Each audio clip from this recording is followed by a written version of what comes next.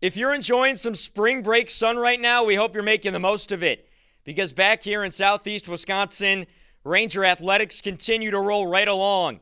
It was a busy week across the board, and we've got you covered. Preview.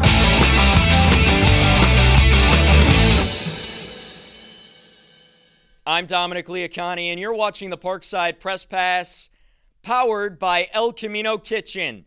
Let's begin this week on the softball diamond, where the Rangers won a combined 4-2 over the span of 3 doubleheaders, sweeping Quincy before then opening up GLIAC play with a couple of splits against Grand Valley and Purdue Northwest.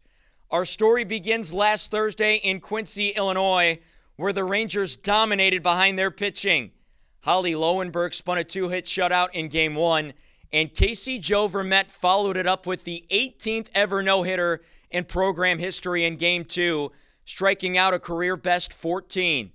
In GLIAC play, Parkside responded to a Game 1 loss on Saturday against Grand Valley with a 2-0 shutout victory in Game 2, with Ava Swain and Isabel Aranda both homering to back another complete game gem from Vermette.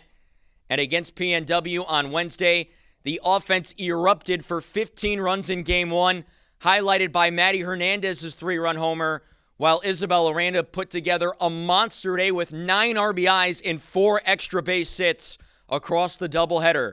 Parkside would take Game 1 by a final score of 15-3.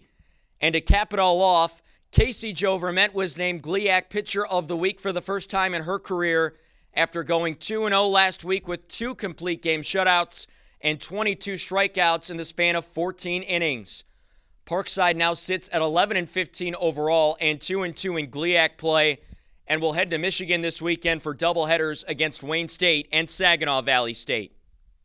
Now over to baseball, where the Rangers opened both their home and GLIAC slates this past week, but dropped 4 of 5 total games, losing 3 of 4 in a series against number 7 Wayne State, before dropping a non-conference midweek matchup with Purdue Northwest on Tuesday.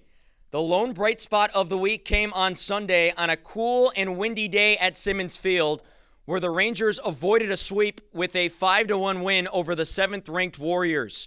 Starter Nate Simney was dominant, going 7 innings and allowing just 4 hits and no earned runs with 6 strikeouts, while Isaiah Terrell closed it out. Offensively, Josh Wicker and Nate Handel drove in key runs, and Ben Lloyd set the tone at the top of the lineup with 2 hits and 2 stolen bases.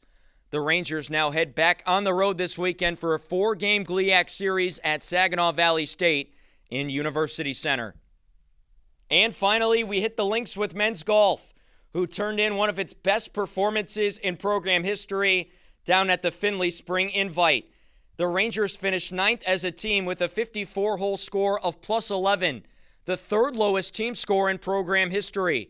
Tyler Reeder led the way, finishing tied for 33rd at plus 4, while Alex Sims highlighted the weekend with a 3 under 69 in the final round. Ryan Lingenbach also finished tied for 41st after opening with back-to-back rounds of 72, and Hayden Underhill and Shane Stanley both finished inside the top 60.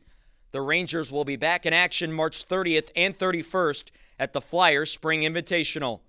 To keep up with all things Ranger athletics, make sure you head on over to ParksideRangers.com/coverage. And hey, if you're feeling hungry, make sure you stop by our friends over at El Camino Kitchen, located off of Highway 41 on 77th Street in Pleasant Prairie. This has been the Parkside Press Pass.